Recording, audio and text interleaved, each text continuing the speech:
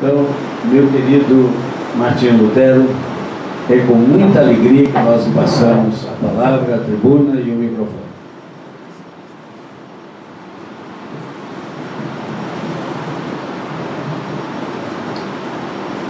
Ao meu muito querido, estimado presidente, reverendo Guilherme Cunha, aos demais membros da mesa, aos preclaros integrantes do corpo de acadêmicos e nossos muito queridos visitantes, uma excelente tarde a todos.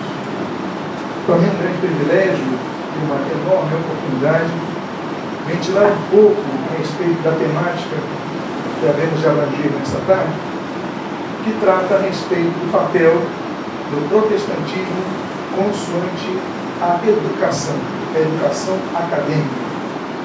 Quando nós observamos as escalas em que são qualificadas as maiores instituições de ensino do mundo, nós observamos que no topo das mesmas se encontram instituições que foram fundadas por protestantes e por evangélicos. E nos perguntamos, seria isso um fato ao acaso? Ou teria uma origem em nossa formação? Quando nós estudamos, aprendemos sobre Yale, a Universidade de Yale, a Universidade de Harvard, a Universidade de Princeton, Yale fundada por pastores, inclusive o primeiro presidente foi o sogro do grande avivalista, o reverendo Jonathan Edwards. Nós lemos sobre Princeton, fundada por um grupo de pastores denominados a Nova Luz do Presbiterianismo, como o Colégio de Nova Jersey, e depois a Universidade de Princeton. Nós reconhecemos e vemos, por exemplo, Harvard, fundado pelos congregacionais para formar os pastores congregacionais, destacando-se o pastor John Harvard, que foi um grande benfeitor, doando a sua biblioteca para aquela instituição. Então nós temos que ver a origem disso, para que possamos não apenas refletir, mas resgatar o nosso papel na educação atual. Então eu trouxe alguns slides, os irmãos poderão acompanhar. Também estou lançando o livro, e daqui a pouco vou ter uma surpresa aos irmãos. E o nome do livro, o título do livro, esse título de Anselmo, Fides Coeles Intellectum, e aí eu destaco o protestantismo e a educação. E para falar disso, nós temos que começar com Lutero. Para falar disso, nós vamos mencionar, dando tempo a alguns pré-reformistas, mas a base, ela nasce em Lutero. E Lutero, nós temos que falar de uma doutrina, a doutrina dos dois reinos, e a precedência dos pré-reformadores nesse sentido. Isso começa com Wycliffe.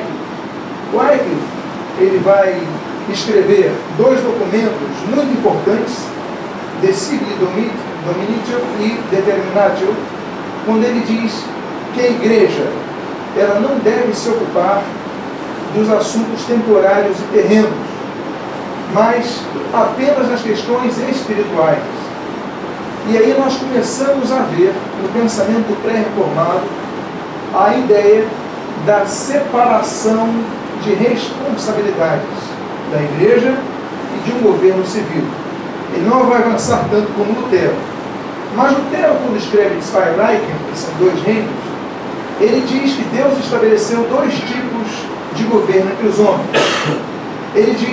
Ele fala sobre o governo espiritual, que representaria a mão direita de Deus. E a fonte seria o ensinamento da Bíblia. O objetivo, moldar o caráter dos homens, fazendo os mesmos melhores cidadãos, por exemplo. E aí nós temos o trabalho teológico, o ensino doutrinário, a formação do caráter de Cristo nas pessoas. Esta seria a mão direita de Deus. Nesses dois reinos, Lutero diz que Deus teria uma mão esquerda, que seria o governo secular. E, inclusive, quando necessário, deveria usar a espada para manter a ordem social e o bem-estar entre as pessoas. Com isso, então, Lutero começa a dar um significado muito importante sobre o novo conceito de Estado. Porque religião e Estado se mesclavam. O poder papal, as monarquias, eram todas imbuídas em um aspecto único. E Lutero então começa a formular uma doutrina-chave da moderna teoria do Estado, que é a autonomia do mesmo. Ou seja, a igreja cuida dos assuntos espirituais e o governo civil cuida dos assuntos civis e militares. Seriam, portanto, dois membros do mesmo corpo, a mão direita e a mão esquerda. Ainda que o ideal fosse que os dois caminhassem juntos, mas Lutero queria ressaltar a ideia que a Igreja, de maneira clara, respeitasse as decisões do governo civil e o governo civil respeitasse as ideias de igreja. É importante ressaltarmos que esse conceito é semiótico. Nós estamos trabalhando aí no cerne do desenvolvimento do Estado moderno, mas ainda não estamos nele. O pensamento de Lutero, então, foi seminal e, claro, o contexto de separação de igreja e Estado, nós vamos ter um avanço aí com Hugo Grotius, por exemplo, ele já vai avançar mais nesse assunto. Lutero não chegou a tanto, as preocupações de Lutero eram outras, mas nós temos aí, então, um nascedouro disso que vai invadir o conceito protestante. Quanto à universalidade, à gratuidade, à laicidade e à obrigatoriedade do ensino em Lutero, nós devemos ser justos. Por quê? Porque se atribui à Revolução Francesa essa bandeira. E claro, a Revolução Francesa vai ser a maior divulgadora disso. Mas esse pensamento não nasce na Revolução Francesa.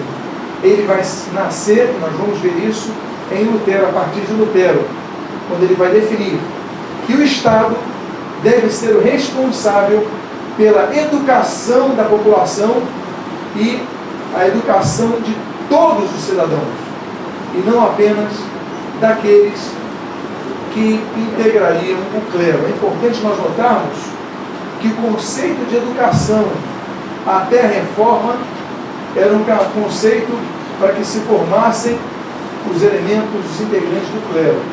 Lutero vai começar a mudar isso. É importante nós começarmos a compreender que desde o século V, a Igreja Católica Romana estabelecia os seus critérios de educação visando o clero, mas Lutero começa então a abrir mais. Nós temos então em Lutero a responsabilidade da educação, a transmissão da educação formal sendo um dever do Estado e não apenas da Igreja. E mais, deveria ser também um dever do Estado a erradicação do analfabetismo. Lutero entende que para ter um governo melhor, não bastaria que os seus governantes fossem os melhores em suas instruções, mas devíamos formar uma nova geração de governantes através da educação de todos, não apenas dos ricos, mas também dos pobres. E aí nós temos um conceito muito comum nos países protestantes, a educação pública como semente da democracia contemporânea. Se pode perceber isso, não apenas os países que vão adotar o protestantismo, que vão trazer a base do pensamento democrático. Eu cito aqui Lutero, e a maioria das vezes eu cito Lutero de suas obras publicadas, lançadas pela Sinoidal e pela Concórdia, em 1995, e aqui eu cito Lutero então no volume 5. Ele diz assim: Deus não quer reis, príncipes, senhores e nobreza por nascimento, que reis, príncipes, senhores e nobreza por nascimento governem e sejam donos sozinhos.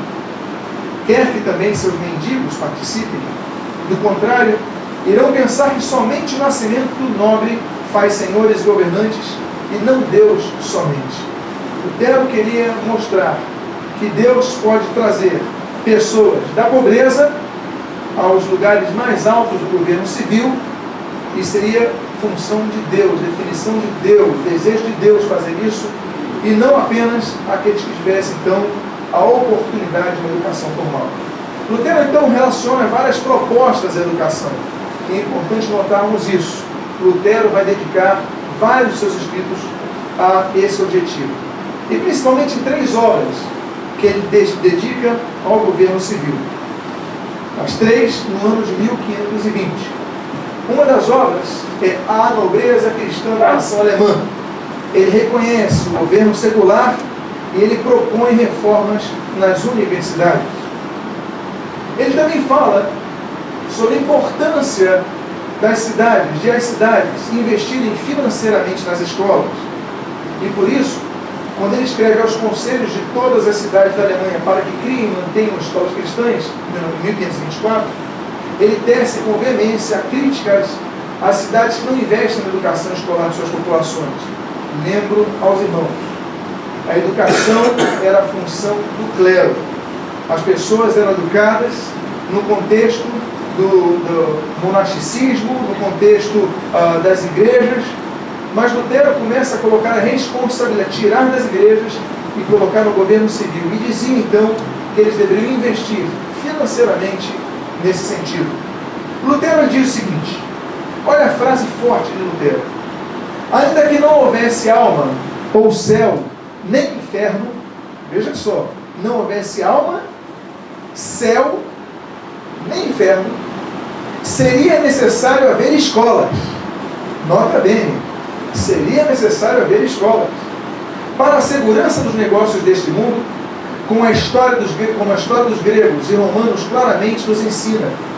O mundo tem necessidade de homens e mulheres educados para que os homens possam governar o país acertadamente e para que as mulheres possam criar convenientemente seus filhos, dirigir os criados e os negócios domésticos. Lutero, então, está dizendo que ainda que não houvesse céu e inferno, os governantes civis deviam se preocupar em criar escolas. Com isso, nós já vemos que a base protestante e a educação formal, elas andam de mãos dadas, andam em conjunto. O ensino seria uma necessidade de todos os setores da sociedade.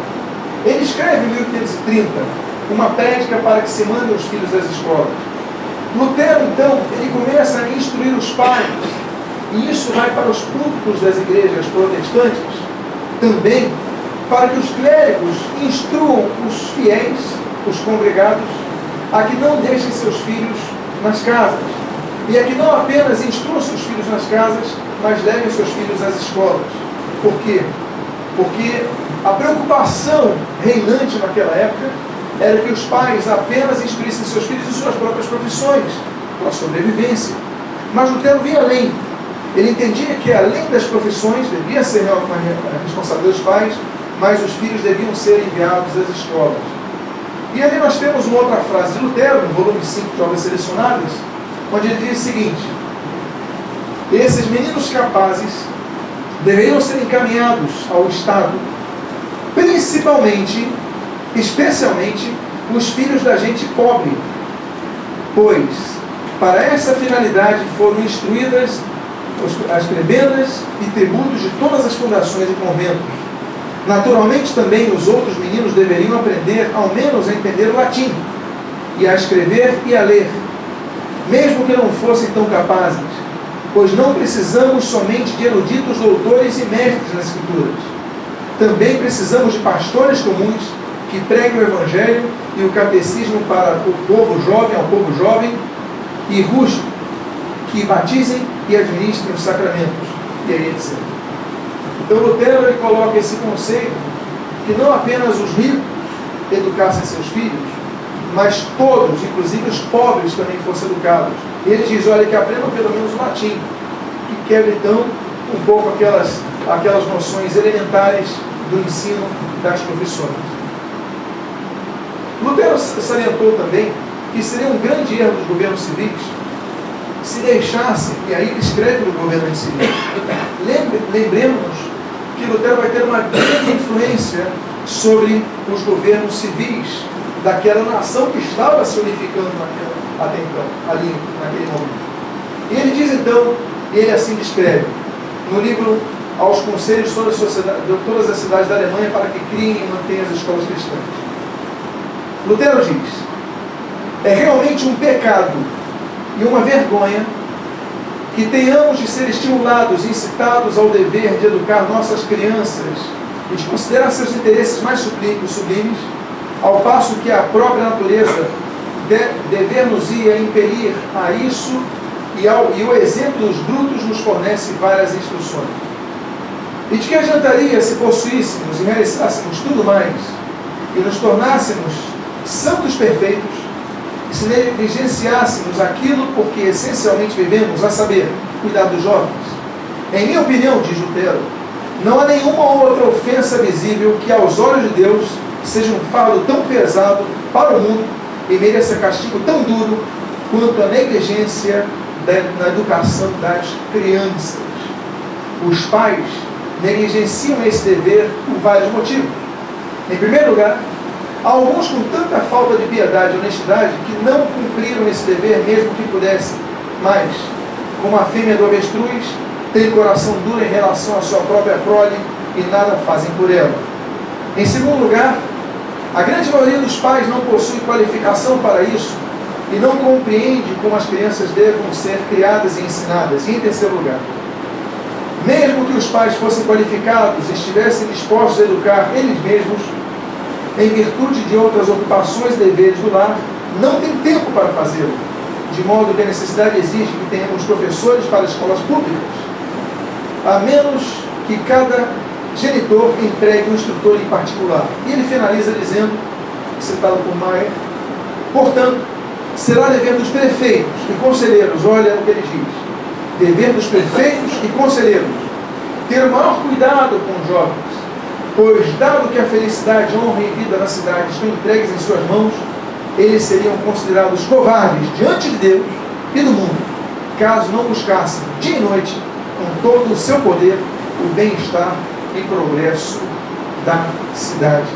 Lutero entende que os governantes, eles deveriam cuidar da cidade olhando para o futuro através da educação das crianças. Então nós começamos a ver o conceito no cerne protestante de que teríamos melhores governantes, melhores cidades com pessoas mais instruídas. É claro que a reforma passa pelo lema dos pré-reformistas de dar a Bíblia ao povo para que o povo não apenas tivesse acesso à leitura da mesma, mas lesse em seus próprios idiomas, em seus próprios dialetos, mas para que pudessem ler, eles deviam ser alfabetizados. Por isso Lutero ele defende a obrigatoriedade do estudo escolar. Ele diz, em minha opinião, porém, também as autoridades têm o dever de obrigar os súditos a mandarem seus filhos para a escola. Lutero então vai lutar para que o estudo fosse obrigatório. Volto a dizer, ainda que pensemos que foi a Revolução Francesa que estabeleceu o ensino público obrigatório, mas nós temos que ir muito além disso, entendendo que isso nasce em Lutero, uma visão do ensino público obrigatório a todos. Falamos de Lutero, temos que falar do seu braço direito na educação, e por que não dizer também no estabelecimento da doutrina, Felipe Melanchthon. Melanchthon é o principal auxiliar de Lutero, e ele vai escrever obras relevantes como Lotes Comunes, 1521, e a Confissão de Augsburg, 1530. O sobrenome dele é Schwarzert, que é terra negra em alemão, e aí o seu tio, Johannes Reuchlin, dá um apelido em grego para ele, Melanchthon, que significa terra negra em grego. E ele adota então esse sobrenome. Com 12 anos de idade, esse homem era uma pessoa muito especial em sua característica, porque com 12 anos de idade ele é aceito na Universidade de Heidelberg. Conclui com 17 anos e ingressa na Universidade de Tübingen, onde ele vai fazer filosofia. Com 16 anos de idade, apenas 16 anos de idade, Melanchthon ele escreve a gramática grega junto à latina, que vai ser base para as escolas alemãs. Volto a dizer, gramática greco-latina com 16 anos de idade. É um homem, então, com uma capacidade extraordinária. Com isso, tendo apenas 18 anos de idade, ele é convidado para estudar teologia na Universidade de Wittenberg e também se tornar professor ali. E a sua aula inaugural mostra como ele vê a educação. O tema de sua aula é a melhoria dos estudos da juventude. É interessante notar que ele vai dar aula e depois suas palestras Lutero, que é mais velho que ele, é 12 anos mais velho que ele, se torna aluno de Melanchthon, aluno de grego, porque ele começa a tramitar no grego. Lutero tinha um bom conhecimento de latim, um conhecimento adequado no hebraico, mas tinha uma certa deficiência em grego. Melanchthon era o mestre no grego. Então Lutero passa a ser aluno e depois, claro, naturalmente, um grande influenciador deste grande homem. Melanchthon, então, ele passa a ser considerado como o preceptor da Alemanha. Ele aborda várias questões relacionadas à questão educacional, como a melhoria nos estudos da juventude, em 1518, quando ele propõe o regresso ao estudo da literatura clássica. Esse homem também, quando ele escreve em Lauden, Nova Escola, em favor de uma nova escola, 1526, ele diz o seguinte: os verdadeiros muros da cidade não são feitos de pedra, nem, como diziam os espartanos, de ferro, mas de cidadãos que se destacam pela erudição, sabedoria e outras virtudes. E ele então entendia que o estudo seria a melhor forma de combater os males da sociedade. Ele escreve em De Equitate et Iure Stricto, Equidade e Direito Estrito, em 1542, que o esquecimento de Deus, a impunidade das libertinagens e a ladroeira sem fim eram fruto do fato de que governantes não instruíam os seus alunos de forma adequada. Ele vai lutar contra isso. Melanchthon ele vai entender o seguinte: por que o estudo tem uma má qualidade? Porque os professores são mal formados.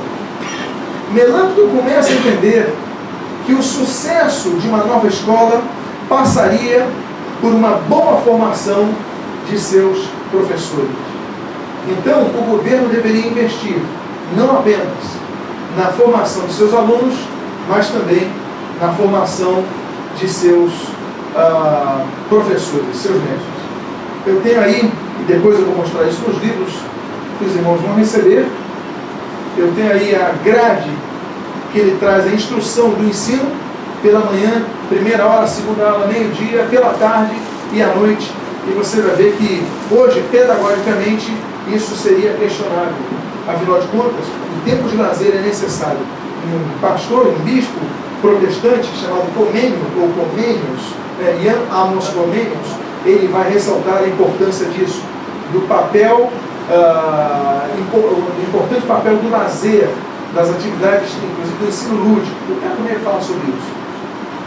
Então, Melanchthon, ele vai se preocupar com as condições de vida dos docentes.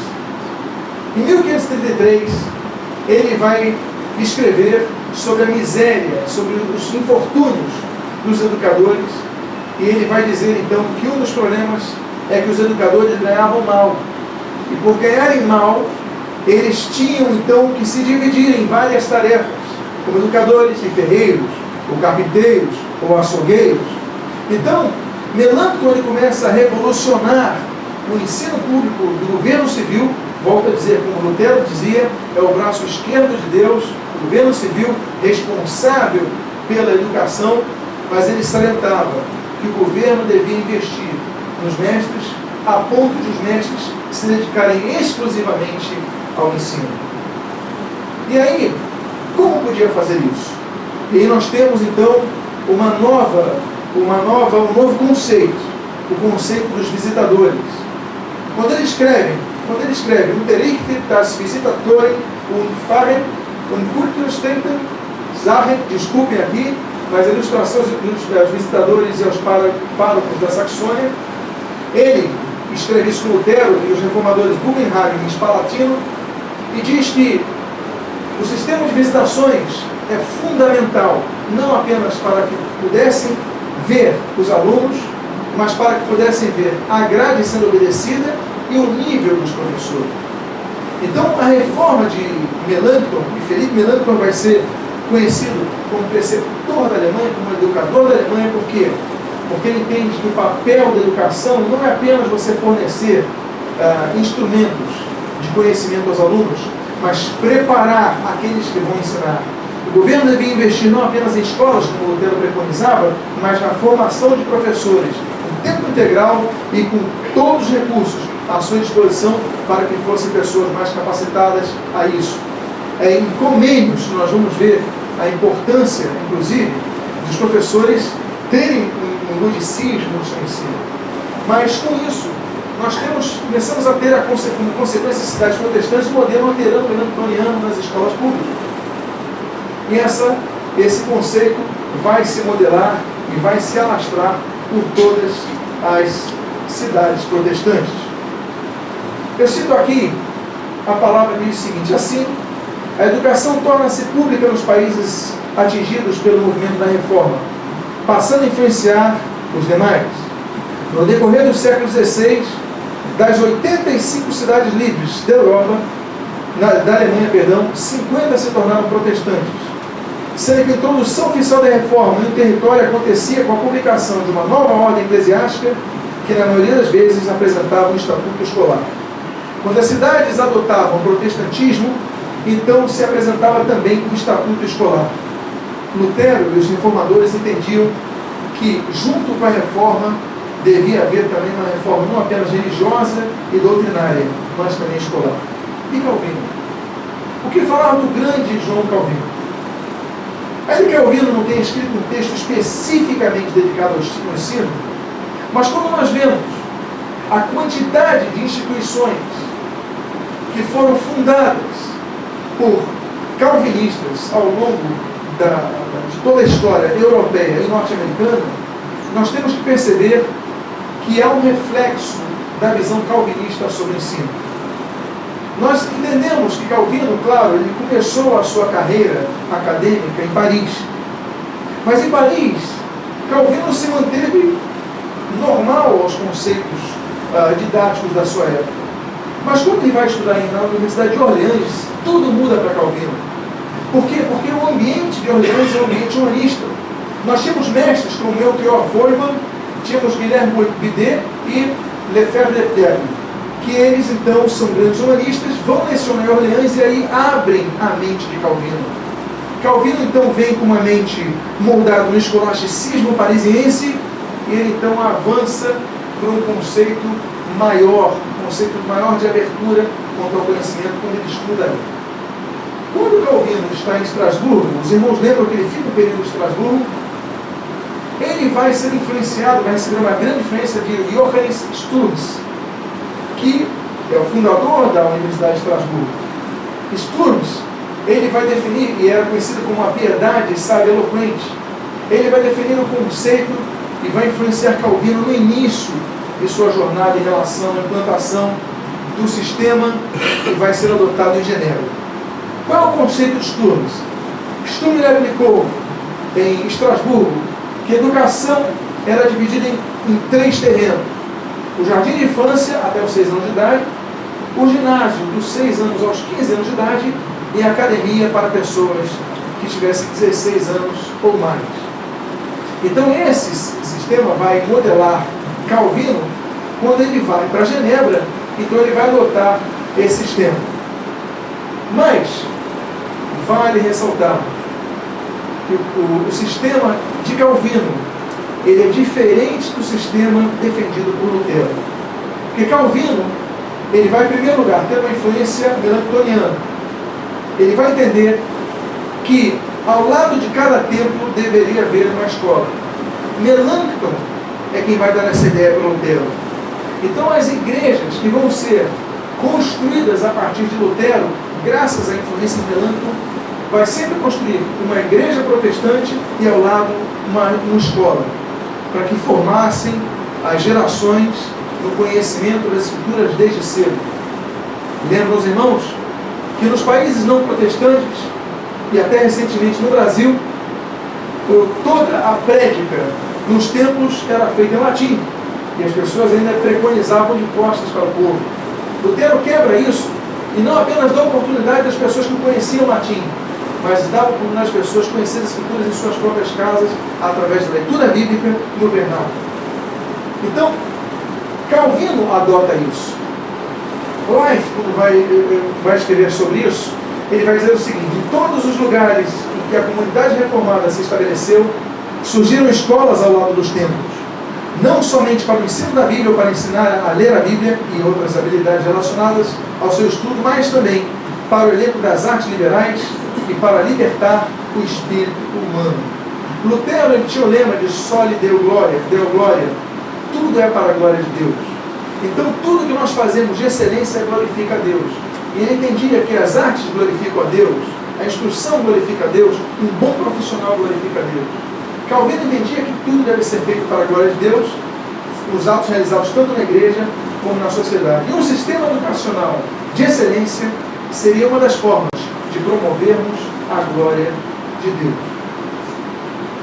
Mas Calvino pensava que os benefícios espirituais promovidos através das escolas, trariam também a libertação da ignorância das pessoas. Então, as escolas tinham um papel fundamental nisto. Calvino, quando ele responde ao cardeal, ele cita o seguinte: é necessário educar as próximas gerações para que não se deixe a igreja deserta para os nossos filhos. Um colégio deve ser instituído para instruir as crianças, preparando-as para o ministério e para o governo civil. Então as escolas estariam ao lado de cada templo, mas não teriam apenas o objetivo de formarem pastores ou líderes ou mestres, mas também os governantes civis, os magistrados, etc, etc. E nós temos a fundação da Academia de Genebra, em 5 de junho, e depois vai se tornar a Universidade de Genebra, em 5 de junho de 1559, junto com Teodoro de Beza. E aí vai se tornar a mais importante centro teológico da Europa, ultrapassando Wittenberg, Heidelberg, Tübingen e Magdeburg, que até então eram instituições engendradas, administradas pelo conceito luterano. E aí ele avança. Ele já não está mais debaixo da influência apenas de Sturm, porque Calvino amadurece o seu conceito de educação. E ele divide então a escola em escola privada e em escola pública. Ele estabelece o que nós chamamos de ensino secundário, diferentemente do ensino superior de direito e teologia, porque era praticamente uma coisa só, as artes liberais, etc. e tal. E ele forma então a Academia de Leis para formar pastores e juízes, assim como advogados. E aí Calvino promove um rompimento com o sistema medieval de ensino, mostrando que as pessoas devem servir a Deus, não se afastando do mundo. As pessoas, para ensinar, elas deveriam se afastar do mundo, ir para monastérios, ir para conventos. Calvino entendia que as pessoas podem servir a Deus estando no tribunal, advogando, sendo grandes empresários, e isso resultaria na glória de Deus. Alistair McGrath, ele cita João Calvino, e ele diz o seguinte: os cristãos são encorajados e até mesmo compelidos a se dedicarem ao mundo e a se comprometerem com ele. Não há espaço no pensamento de Calvino para a atitude monástica medieval em relação à sociedade, que levava à situação na qual os indivíduos renunciavam ao mundo enquanto as instituições às quais eles serviam afirmavam. É aquela oração de Jesus: não peço que os filhos do mundo, mas que livre do mal. Então o conceito é o seguinte: para servir a Deus você tem que se isolar da sociedade. Calvino dizia o seguinte: não, nós temos que influenciar o mundo, nós temos que ser luz do mundo, sendo bons profissionais. Então vamos criar juízes que sejam justos. Os irmãos se lembram que eu citei John Wycliffe no início? John Wycliffe, quando ele vai escrever De Civilitate Dominitio, ele dizia o seguinte: ele começou a quebrar o conceito do ensino e do governo civil, quando ele dizia o seguinte: que somente os governantes retos podiam governar. Não pessoas que eram colocadas no governo por comprarem ou por conhecer alguém, mas fossem pessoas retas. Ele dizia: só podem governar as pessoas retas. Ele estabeleceu essa quebra, e por isso ele foi criticado e perseguido também. E aí, o que Calvino pegou foi um pensamento wycliffiano, dizendo que o reino de Deus, ele pode se estabelecer na terra, não apenas através da pregação do Evangelho, mas através dos governantes fazendo um governo justo, juízes que não se vendem, juízes que julgam a causa de maneira reta. e pessoas que ajudam os outros, etc. E tal. Então Calvino vai além, dizendo que nós devemos ter uma sociedade em que não devemos nos isolar das instituições, mas devemos nos envolver com estas, nos tornando bons, não apenas cristãos, mas bons cidadãos. A educação, diz Mendonça, a educação acabaria por transformar a sociedade para melhor e inseri-la no corpus cristiano. Então, com a boa educação, nós teríamos melhores governantes, com melhores governantes, nós teríamos uma sociedade mais próxima a uma sociedade que faria parte do corpo cristão. Eu encerro essa parte com Comênio. Eu vou falando passando dele, porque eu quero dar uma pequena parcelada só sobre a educação no Brasil, que eu creio importante, seria importante para nós, a educação protestante no Brasil. Mas Comênio é o pai da pedagogia moderna. Quem vai fazer pedagogia vai conhecer Comênio. Ele nasce na região da Boêmia, que hoje integra a República Tcheca, no século XVI. Ele é cristão russita, pertence à Igreja dos Irmãos Morávios, e com apenas 20 anos de idade, ele escreve os tesouros da língua boêmia, um dicionário da língua materna. Não havia dicionário. É um homem profícuo. Ele escreve 154 obras ao longo de sua vida, o que não era pouco. Em 1616 ele é ordenado ministro dos Irmãos Morávios, em 1620 ele é ordenado pastor, e em 1632 ele é ordenado bispo, pelo Conselho, o Sínodo Morávio. E aí ele permanece com suas funções eclesiásticas, mas não abandona o seu foco. E o seu foco é a educação. Eu vou passar aí, mas ele escreve em 1627 a didática tcheca, que vai servir como base para sua grande obra, a Didática Magna. E aí, durante a Guerra dos 30 Anos, ele continua escrevendo, ele perde esposa e filhos, ele traduz. Eu vou avançando aí para que nós possamos encerrar no tempo que foi oferecido, respeitando a todos naturalmente. Mas ele entende que se todos os povos fossem educados, haveria menos guerra. Se todos os povos fossem mais instruídos, haveria menos conflitos entre as nações. E ele então começa a desenvolver uma didática, não apenas para os boêmios, mas que abrangesse a todos. Ele começa então a criar uma metodologia para trazer uma educação central a todos os povos da Europa, trazendo então o bem-estar. Ele dizia: escolas universais, métodos universais, livros universais, idioma universal, claro, um conceito um pouco além da possibilidade, e sobretudo o colégio de sábios voltados para o bem-estar da humanidade.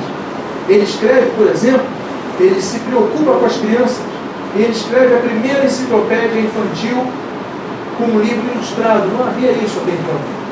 E a área espiritual, ele então entendia o seguinte: os estudos de escolas deviam se curvar ao peso de fadigas e caprichos, de hesitações, de ilusões, de erros e faltas, e uma confusão de métodos generalizada. Por quê? Porque ele notou que cada colégio, cada cidade ensinava uma coisa. Lutero, ele conseguiu, através das visitações formuladas por Melanchthon, manter um padrão na Alemanha. Mas fora das cidades, daquelas cidades luteranas, cada um ensinava uma coisa. Então ele entendeu o seguinte: é uma confusão de método, ninguém se entende. A matemática num lugar, ainda que seja uma ciência exata, mas uma pessoa com determinada idade não sabe o que outra pessoa da mesma idade conhece em outra cidade. Então ele tem uma concepção geral de haver um ensino padrão, uma didática padrão a todos. Ele dizia o seguinte: uma arte universal de ensinar tudo a todos, de ensinar do modo certo para obter resultados, de ensinar do modo fácil, portanto, sem que docentes e discentes se molestem ou se enfadem, mas, ao contrário, tenham grande alegria de ensinar de modo sólido, não superficialmente, de qualquer maneira, mas por conduzir a verdadeira cultura, para conduzir a verdadeira cultura aos bons costumes e a uma piedade mais profunda. Então, Comênio ele começa a entender o seguinte: não basta o governo pagar os professores, não basta os professores se dedicarem em tempo integral, mas os professores deveriam aprender a ensinar. Não basta você ter conhecimento, você tem que saber transmitir o conhecimento. Então, ele começa a criar metodologias de ensino aos mestres, para que os mestres pudessem ensinar aos demais. Calvino, por exemplo, ele discordava um pouco de Lutero no método do ensino. Vocês lembram que Lutero falava que devia ser responsabilidade do governo civil ensinar as pessoas? Calvino, ele entendia que deviam ser os mestres da igreja. Quando ele fala das ordenanças 1541, ele divide pastores, mestres, presbíteros ou anciãos, diáconos. Ele faz, nesse corpo funcional da igreja, uma divisão quádrupla. E os mestres deveriam ensinar. Mas como ele fala assim, não adianta você ser o mestre, ter a responsabilidade do ensino se você não sabe ensinar. E como ele, então, ele é um homem que começa a traduzir isso. Ele cria, então, a divisão escola materna, escola vernácula, escola latina ou secundária para 13 a 16, 18 anos, e aí a academia, que seria a universidade. E aí nós temos as várias universidades que são fundadas na Europa, e nós temos as instituições protestantes aqui nos Estados Unidos. Até meados do século XIX, os presbiterianos criaram 49 faculdades, os congregacionais 21, os reformados alemães 4 e os reformados holandeses 1. Nós devemos aos presbiterianos a grande rede de ensino universitário dos Estados Unidos, que vai moldar um conceito comum. O Yale, por exemplo, nós temos congregacionais. A Universidade de Yale, que é muito conhecida, você pode ver ali, que nós temos o Urim e o Tumim no símbolo da Yale, e a luz é verdade. A luz é verdade. A Universidade de Yale foi fundada por 10 pastores. Estou falando das 3 melhores universidades do mundo. E liderados pelo pastor James Pierpont, que era o sogro do pastor Jonathan Edwards. E o objetivo inicial era que preparasse os ministros congregacionais. Depois, eles vão abrir para outras áreas. Ok? Ali diz, o alvará de funcionamento da Universidade de Yale, de 1701, diz o seguinte, que nessa escola, os jovens sejam instruídos nas artes e na ciência, e que através das bênçãos do Todo-Poderoso sejam capacitados para o serviço público, tanto na igreja quanto no Estado. Nós temos então o entendimento que os Estados Unidos da América ele vai ser uma nação que vai ser modelada na separação de igreja e Estado. Devemos isso também muito aos batistas.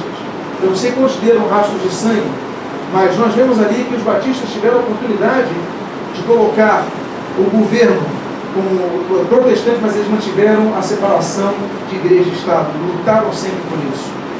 A Universidade de Princeton, por exemplo, foi fundada por pastores presbiterianos. Começou como Colégio Nova Jersey e o objetivo era preparar os ministros presbiterianos. E com a morte dos 5 primeiros ministros, que eram presidentes, o pastor John Eichspoon se tornou presidente e aí ele vai ampliar a faculdade e aí vai trazer outras artes a essa faculdade, que é um dos grandes basilares do conhecimento norte-americano. E a Universidade de Harvard, que ela vai homenagear o seu primeiro benfeitor, o pastor John Harvard. Ela também vai ter o propósito de formar os pastores da igreja congregacional. A declaração da missão e propósito de educação de Harvard foi regida da seguinte maneira: cada estudante de Harvard deve ser simplesmente instruído e intensamente impelido a considerar corretamente que o propósito principal de sua vida e de seus estudos é conhecer a Deus e a Jesus Cristo, que é a vida eterna, João 17,3. Consequentemente, colocar a Cristo na base é o único alicerce do conhecimento sadio e do aprendizado. Essa é a base da Universidade de Harvard. E eu encerro mostrando um pouco, não vou falar muito sobre isso, sobre a educação protestante no Brasil. Vai lembrar que a leitura da Bíblia sempre foi o foco do protestantismo. E no Brasil não era diferente. As camadas mais pobres, elas iam se convertendo, mas qual era o problema? Os pobres eram analfabetos. O colégio era para os que tinham posse. Então, se os colégios não fomentavam o ensino aos mais pobres, a igreja o fez. Nós temos, por exemplo, eu cito aqui o Kelly, eu vou citar 3 grandes personalidades que vão focar a evangelização através da aprendizagem da leitura, a leitura e o ensino acadêmico. A primeira escola dominical foi fundada no Brasil em 1855 em Petrópolis, pelo casal de missionários escoceses Sarah e Robert Carroll. E tinha o objetivo do ensinamento bíblico. Mas o que acontece? Como eles podiam ensinar a pessoa nas escolas dominicais se as pessoas não conseguiam ler? Então eles começaram a ter um entendimento que deviam avançar a escola dominical. E são os presbiterianos que começam a revolucionar isso. O primeiro missionário presbiteriano, Simonton, ele chega ao Brasil em 1859, 4 anos depois, e dentre suas primeiras realizações, temos a formação da primeira escola, do primeiro seminário e do primeiro jornal protestante, que se chamava Imprensa Evangélica. E olha só as propostas de Simon. Olha a visão desse homem. Ele tinha 5 bases na sua proposta de evangelizar o Brasil. Primeiro, a santidade da igreja deve ser ciosamente mantida no testemunho de cada crente. Segundo, é preciso inundar o Brasil de Bíblias, livros e folhetos. Dou uma pausa aqui. Como ele vai inundar o Brasil de Bíblias se as pessoas não conseguiam ler a Bíblia, ser analfabeto? Terceiro, cada crente deve comunicar o Evangelho a outra pessoa. Quarto, é necessário formar um ministério nacional idôneo. E quinto, escolhe e excluindo. Escolas paroquianas para os filhos dos crentes devem ser estabelecidas. Então, nos 5 pilares da evangelização nacional de Simonton, eles visam a educação formal para que as pessoas pudessem ler e escrever e aí ter um melhor conhecimento bíblico. Em 1882, o missionário batista William Bagby, ele apresenta à igreja norte-americana um plano para a evangelização do Brasil. E do seu plano, nós lemos o seguinte: tais colégios prepararão, ele fala da necessidade dos batistas formarem colégios no Brasil. Ele diz assim: tais colégios prepararão o caminho para a marcha das igrejas.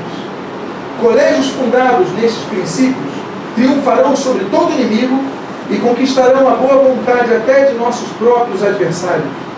Mandar missionários que estabeleçam colégios evangélicos. Note, não é apenas que preguem o evangelho, mas que estabeleçam colégios. Essa foi a visão batista inicial da evangelização do Brasil. Mandar missionários que estabeleçam colégios evangélicos, e o poder irreversível do evangelho irá avante na América do Sul, e a terra do Cruzeiro do Sul brilhará com a luz resplandecente do reino de Cristo. Olha que visão Bagby tinha. Ele entendia que criando colégios evangélicos, os próprios alunos iam ser evangelizados. E aí nós comentaríamos, não apenas a educação melhorada no Brasil, mas também teríamos o evangelho sendo espalhado. Eu vou encerrar com Kepler, que foi um importante historiador de batista no Brasil, que reduz o ideal de educação que impulsionou os batistas. Ele diz o seguinte: não obstante o poder maravilhoso do Evangelho na transformação imediata dos ideais do indivíduo, a superioridade das doutrinas batistas não será demonstrada ao povo brasileiro exclusivamente no campo da evangelização. É justamente no campo da educação que o Evangelho produz os seus frutos seletos e superiores, homens preparados para falar com poder a consciência nacional. E ele reduz, e ele então assim define. Eu falo sobre Mackenzie, eu falo sobre o Bennett. O Bennett, por exemplo, vai ser algo muito interessante, porque é um colégio fundado por mulheres, desenvolvido por mulheres, administrado por mulheres, uma sociedade machista. O Bennett, inclusive, tem o nome de uma mulher, Belle Bennett, que foi a fundadora, foi a mulher que conseguiu comprar essa área aqui no bairro, o bairro do Flamengo, uma área de 20 mil hectares. Ela que vai comprar, ela vai conseguir o apoio dos americanos, vai ir aos Estados Unidos. São 5 mulheres que vão administrar o Colégio do Alto, que era nas Ruas das Laranjeiras. Ela consegue comprar e criar essa grande obra que vai se tornar uma Universidade Bennett, em homenagem a essa grande mulher. Então, os protestantes, eles mudaram o conceito da educação no mundo. Eu encerro aqui agradecendo ao nosso direto presidente a enorme oportunidade, a grande honra que me confere nesta tarde. Agradecer aos irmãos pela oportunidade de estarem aqui partilhando conosco sobre o papel que nós temos de ser pessoas que influenciam. Vamos pegar o Evangelho, sim, mas vamos reduzir a luz de Cristo em nós, através do que Deus nos deu, através dos dons, dos talentos, das habilidades que temos envolvido, e que possamos ser luz em nossas profissões, possamos ser luz em nossos púlpitos, possamos ser luz em nossos relacionamentos, mas que não esqueçamos nossas crianças, não esqueçamos do papel fundamental de que uma sociedade ela vai brilhar se nós investirmos nossas crianças. Que Deus abençoe. Muito obrigado pela oportunidade, meus irmãos. Se me permite, eu tenho um presentinho a dar aos presentes nessa tarde. Eu posso fazer a entrega de um presente? Esse daqui é o livro que está sendo lançado essa tarde. Todos os slides que eu apresentei aos irmãos estão nesse livro. Eu gostaria, com a autorização de dar ao presidente, de presentear os irmãos aqui nesse livro. Os irmãos gostariam de receber aqui cada um livro. Eu vou pedir então ajuda a Israel, a quem eu agradeço, que faz aqui companhia, a que possa distribuir o livro, e eu gostaria então de entregar em mãos ao presidente, muito agradecido pela oportunidade, pois não, aos demais membros da mesa, que façam essa entrega de maneira pessoal, e a todos eu peço ajuda aos irmãos, se possível, que recebam esse livro como uma forma de gratidão, e que nós não falamos tudo que está ali, naturalmente preguidos pelo tempo. Mas os irmãos podem estudar o livro e, claro, corrigi-lo e melhorá-lo. Muito obrigado, Deus abençoe.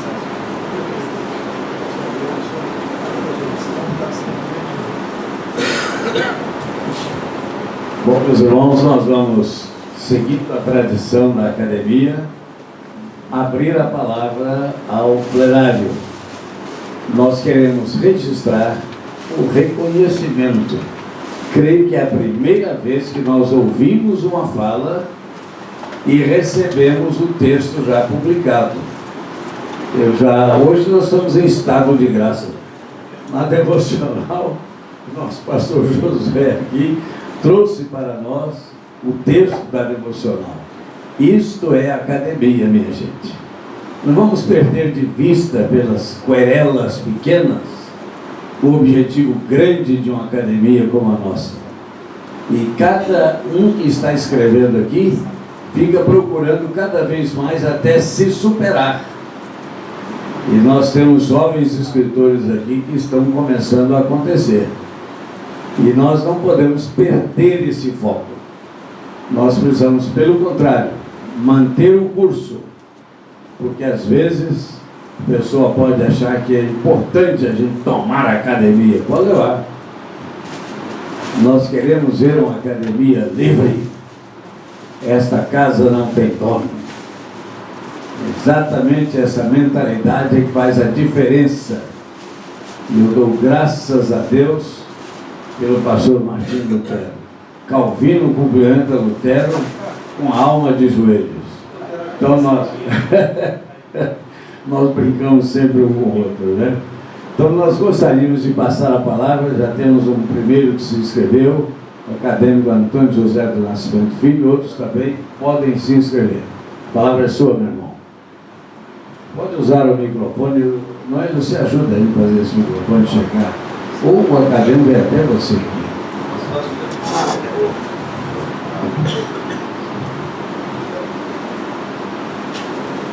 Senhor presidente e demais membros da nossa insigne mesa, tivemos uma fantástica exposição, maravilhosa, tudo literário. Eu mesmo estava degustando ali, né? Informação e educação, e eu estava realmente sendo muito edificado com a exposição. Eu gostei muito, o tema é muito sugestivo, porque ontem eu dei aula sobre Santo Anselmo, na faculdade, sobre o livro Justiça de Santo Anselmo, a virtude que é digna e não digna do louvor de Santo Anselmo, né? A análise da retidão da vontade, a distinção que ele faz entre a retidão da ação e a retidão da vontade.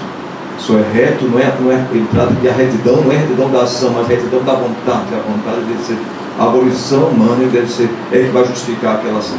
Então, quando trata de fides cores intelectum, a fé em busca do entendimento, né? A ênfase de Santo Anselmo, da alta escolástica, eu achei tremenda, e achava oportuno para o título do seu livro. Mas nós vimos hoje à tarde uma visão maravilhosa da educação, né? Desde a época medieval, passando pelo renascentismo, pelo humanismo, pelo pietismo com João Afonso Comênios, os reformadores, Martim Lutero e Calvino, os presbiterianos, congregacionais e batistas. Foi muito bom. Mas eu queria fazer uma pergunta, uma interpelação, e não tem de forma nenhuma, jamais no coração dele, de questionar nada que foi dito, foi maravilhoso, mas eu acho que, como o nosso palestrante dessa tarde, poder contemplar a situação da igreja contemporânea, porque é maravilhoso ver de fato que as igrejas, nos seus primórdios, no seu nascedor, na sua gênese, têm as preocupações tão belas, de uma visão mais holística do Evangelho, né? Ou seja, era uma preocupação que fazia parte do DNA da igreja. Mas o que aconteceu? O que aconteceu para que acontecesse esse reverso histórico? Porque, por exemplo, eu vi uma das obras que você utilizou, foi do Dr. Antônio Gouveia Mendonça, que foi meu amigo São Paulo, um amigo querido, pessoal, muito querido. Ele, quando morreu, estava sendo professor do Mackenzie, do curso de Ciência da Religião. E na época eu era professor lá também. Então, dando aulas como professor visitante de Ciência da Religião, já que ensinava em uma religião. E o Dr. Antônio Gouveia Mendonça é um homem maravilhoso, fez doutorado na Sorbonne em Paris. Um dos seus livros é o Celeste Porvir, em que ele diz nessa obra que um dos problemas do protestantismo brasileiro foi a exacerbada celestialização da sua doutrina.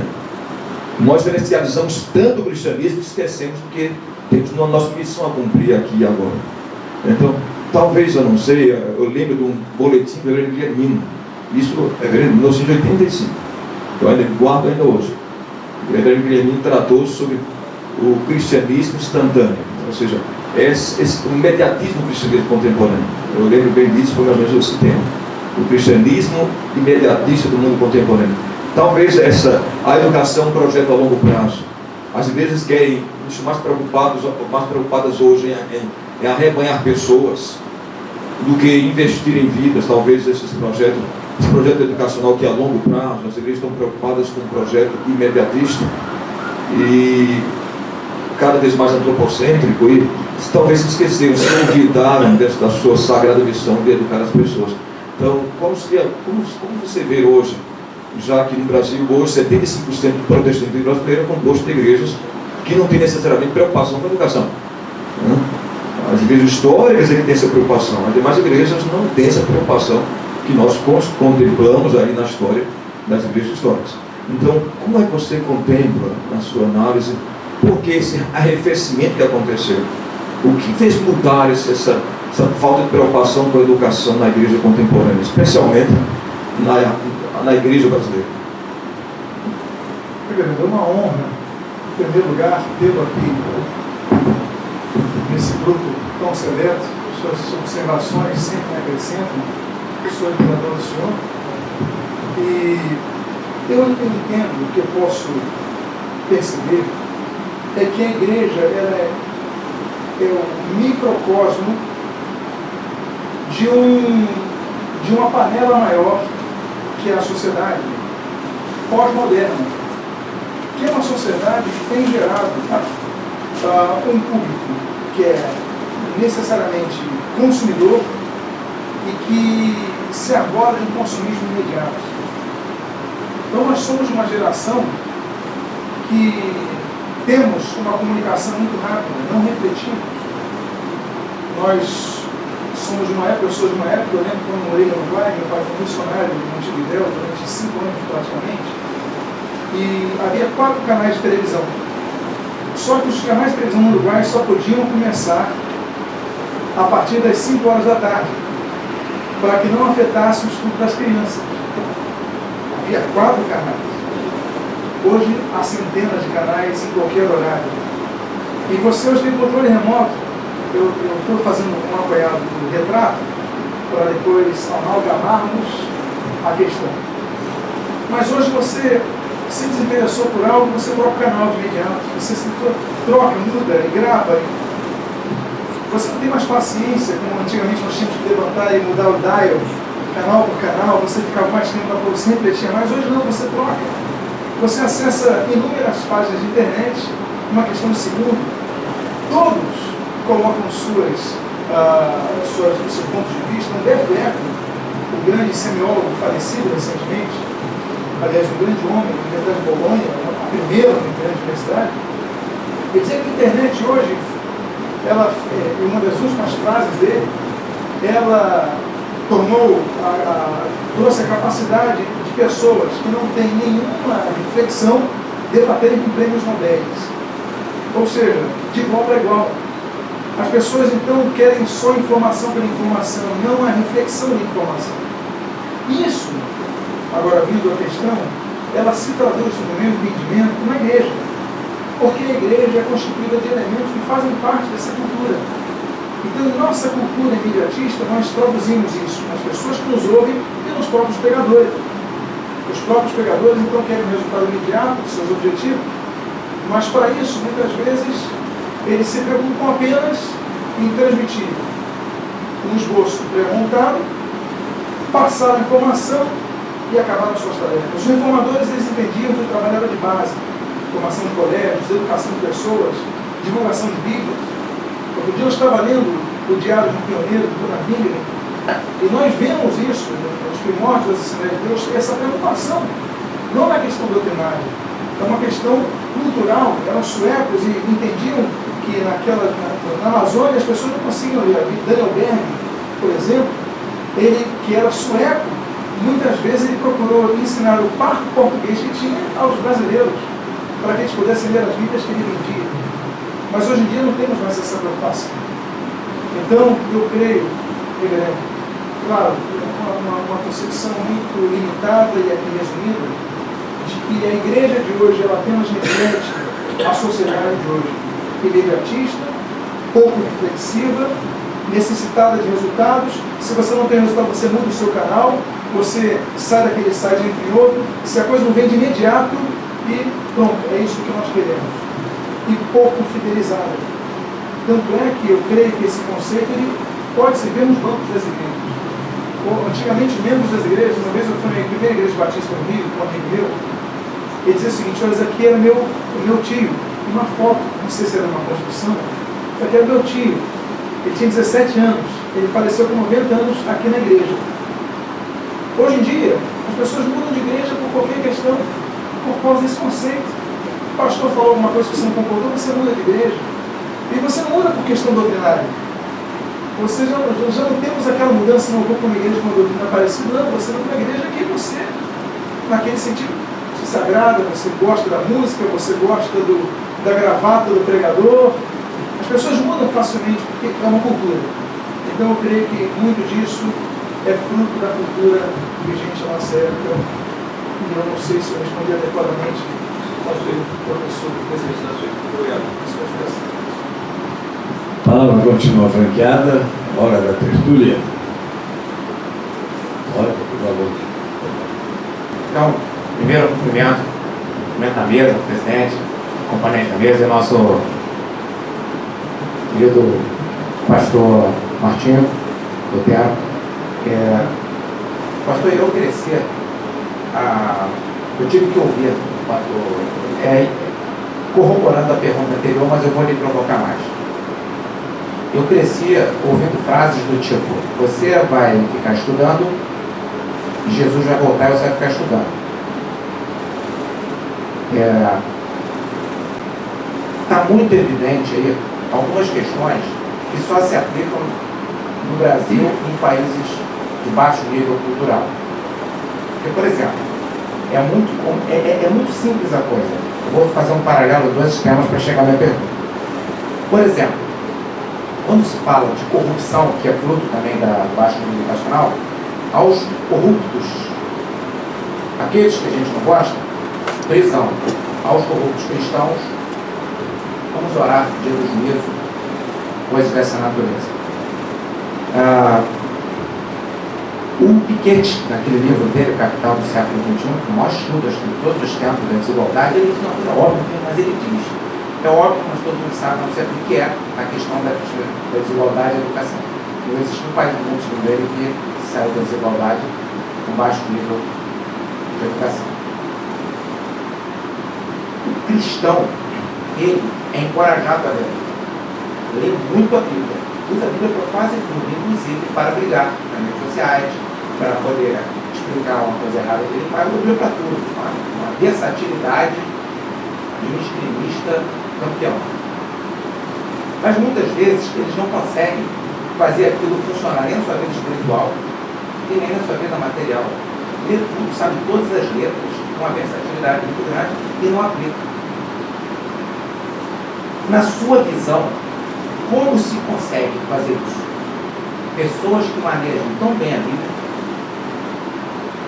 e não produzem qualquer efeito na sua vida espiritual, porque se desviam por tortuosidades que vão desde a corrupção mesmo até a pregações de mensagens que a gente olha e fala, não, ele não está acreditando no que ele está falando. Ele está falando aquilo por outra razão, menos por conta da convicção. E por outro lado, não produzem nas pessoas que elas se elevem e mudam.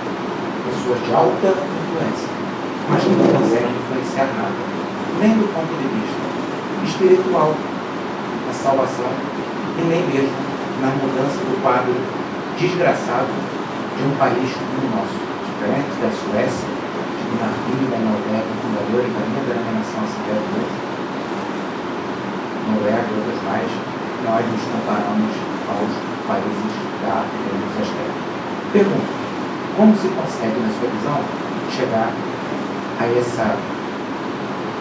antagonismo tão absurdo de ideias que nós estamos falando da Bíblia?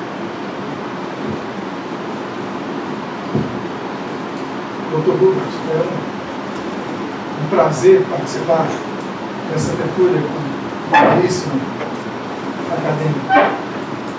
A Bíblia ela foi usada para basear as maiores desgraças da humanidade. Torquemada, ele usava a Bíblia, a Santa Inquisição, ela usava a Bíblia para queimar pessoas. Por que não falarmos de Serveto? Temos aí um contexto protestante usando a Bíblia para atrocidades.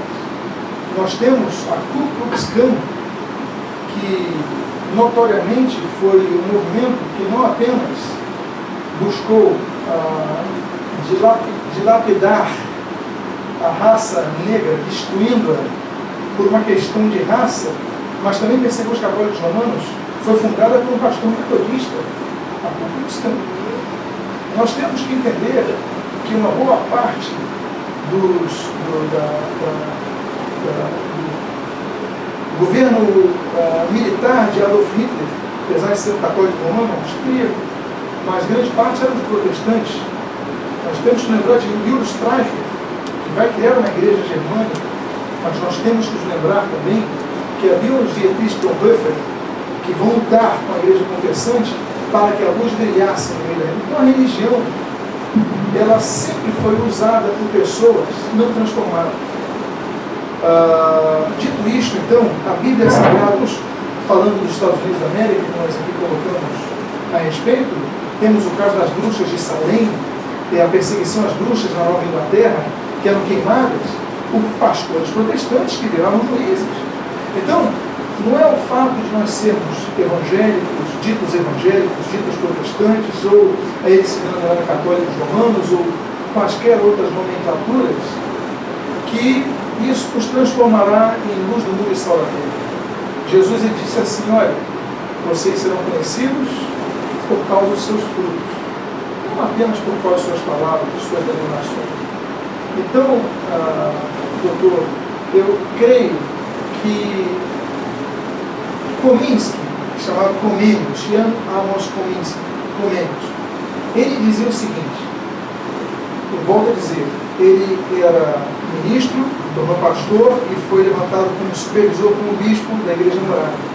Ele entendia que o problema, lembra quando eu falei da questão dos professores, da didática e tal, ele falava, mas os professores, eles têm que ganhar uma consciência de que a não busca por um conhecimento de Deus não os tornará completos. Ele entendia, e Calvino vai entender isso também, que a falta de uma busca de conhecimento muitas vezes vai refletir a falta de uma busca por Deus. Nós devemos buscar a glória de Deus em tudo, só Ele tem glória. Por isso que nós vamos a Genebra, nós vemos em todos os lados ali, Postene Lux, após as trevas a luz, o conhecimento traz a luz. O Senhor Jesus ele diz em Mateus capítulo 22, versículo 29 o seguinte: errais, não conhecendo as Escrituras e nem o poder de Deus. Nós devemos conhecer o poder de Deus, a manifestação do poder de Deus em todas as suas abrangências. Agora, nós devemos conhecer as Escrituras também. Mas conhecer a Escritura em que sentido? Que sentido é esse gnóstico que é citado na Bíblia em grego? Esse gnóstico é no sentido experimental. Não apenas conhecemos a letra, porque o próprio Senhor vai dizer que a letra mata, mas conhecemos o espírito da letra e, acima de tudo, praticarmos o amor. Talvez aqueles homens que defendiam o sábado, não curaram um cego no sábado, etc., eles defendiam a lei, mas a lei morta, a lei caducada, não a lei do amor. Então, eu creio que a transformação do indivíduo é o primeiro passo para a transformação da sociedade. E, claro, a educação é um braço nisso tudo. Eu não sei se respondi adequadamente ao professor. Pastor José. Quero, querido confrade, parabenizá-lo pela tertúlia, que com certeza edificou a todos nós. E também pegando um gancho no reverendo, acerca dessa contextualização de tudo que a gente ouviu em relação à nossa realidade brasileira, trazer a seguinte ponderação para ouvir a sua opinião. É fato, é vero que os pioneiros tiveram essa ênfase na abertura de escolas, na abertura de universidades, na educação em si, como algo basilar, não só para a construção da sociedade, mas também para a disseminação da fé. E isso, de fato, ocorreu, e o exemplo dos países protestantes deixa isso bem claro. Naquele livro, A História da Riqueza do Homem, isso está muito patente, né? O diferencial, até mesmo socioeconômico, de países de origem protestante, de origem católica. Mas também a gente deve constatar pela história que houve um tempo muito próximo ao nosso, né, desde a década de 80 para cá, quando houve uma situação econômica difícil em nível mundial, que muitas dessas instituições passaram por dificuldades. Algumas até fecharam, né, mudaram de orientação, de liderança, até porque se tornaram mega instituições. E a gente experimentou isso e houve como que um desinvestimento na educação por parte dos protestantes, dos evangélicos. Mas o que eu vejo hoje no Brasil, eu estou preocupado com o Brasil, o problema do Brasil continua sendo a falta de educação básica para esse povo, que cria uma consciência crítica, que o faça saber escolher os seus líderes, que o faça saber defender as causas corretas, inclusive escolher Deus para a sua vida. Mas nesse momento que a gente está vivendo dessa circunstância, eu não percebo isso na minha denominação e nem nas demais, um investimento como aconteceu outrora na educação. Mas esse é o momento em que a gente mais precisa disso, porque esse é o momento em que no governo que deixou agora, depois de 13 anos, né, o poder no Brasil, pela influência do MEC, houve o uso da educação para disseminar ideias, ideologias, pensamentos que são totalmente díspares da nossa fé evangélica, incluindo homossexualismo, incluindo libertinagem, moralidade, uma série de coisas que, com cartilhas inclusive, com certas coisas que são estarrecedoras para nós. Eu entendo que é nesse momento que a gente precisa dar a virada no investimento, novamente, do povo de Deus, do povo protestante brasileiro, das denominações que puderem fazê-lo, na educação. Mas não pensando numa educação da construção de escolas megalomaníacas. Porque uma constatação que a gente precisa fazer, eu faço essa meia-culpa dos batistas, nós temos patrimônios enormes, que foram construídos para a escola bíblica dominical, e o nome já diz, é dominical, e fica de segunda a sábado vazio, inoperante, inusual, que poderia muito bem ser transformado em espaço para a chamada educação secular. E aí eu penso que hoje está a maior estratégia de educação para a igreja brasileira. Por quê? Não pensando em mega escolas. Qualquer igreja, de qualquer denominação, com um mínimo de 200 membros, tem um patrimônio, meia dúzia de salas, que usa para a educação religiosa no domingo, pode ter uma igreja, um colégio funcionando com 150 alunos, para atender aquela comunidade, aquele bairro, que, por ser confessional, não precisará seguir a cartilha do governo e esses desmandos que vêm pelo MEC, seguirá o que precisa ser seguido do ponto de vista legal, mas do ponto de vista de ensino, seguirá aquilo que crê, porque é um colégio confessional. Aí está a grande estratégia para a mudança desse país, mas não visando a transformar aquele colégio num mega colégio, que aí entra outras questões de folha de pagamento e tal, que gera questões administrativas. Não, um colégio pequeno, para 150, 200 alunos, para atender aquela comunidade, usando aquele espaço que está ocioso, dando emprego para os irmãos da igreja, são professores e outros empregos. E eu creio que essa é a grande estratégia para combater essa imoralidade que está vindo através do MEC nesse Brasil. O que o irmão acha sobre isso? É a estratégia de Melanchthon, ao lado de cada igreja, uma escola. É a estratégia que Calvino vai usar. Nós devemos resgatar. Devemos considerar que existem algumas leis que talvez inibam isso hoje. Por exemplo, existem leis da questão da estrutura física, que existe uma metragem hoje mínima para se abrir um colégio, eu não lembro quantos metros quadrados. Então, algumas igrejas têm algumas salas que servem para a escola dominical. Se for uma fiscalização, não diminui do MEC, mas na Secretaria Estadual de Educação, ou municipal, ela vai verificar que eles não têm a metragem suficiente para ter o número de cadeiras. Então, existem algumas legislações que talvez embarreirariam algumas destas possibilidades. Mas, tirando isso, eu creio que a igreja devia fazer. Nós temos igrejas com uma excelente estrutura, e o que nós temos visto hoje é uma subutilização das mesmas, que podia ser melhor trabalhado. Quem vai fazer isso? O Simon vai trazer esse conceito, mas quem vai usar são os congregacionais. Uma volta, infelizmente, já há séculos passados. Os congregações vão usar isso. Eles começam com as escolas dominicais de Petrópolis, e no centro do Rio, eles vão encontrar na escola dominical, e quando eles percebem que as pessoas não sabem nem escrever, então de segunda a sexta elas passam a adotar a mesma estratégia que Robert Hanks vai utilizar na Inglaterra. Robert Hanks, os irmãos sabem, vai ser o fundador das escolas dominicais. Mas ele vai entender o mesmo problema naquela Inglaterra, se não me engano, do século XVII, que ele vai compreender o seguinte, que não adianta você ensinar a Bíblia se a pessoa só no próximo domingo vai poder voltar aqui para ouvir.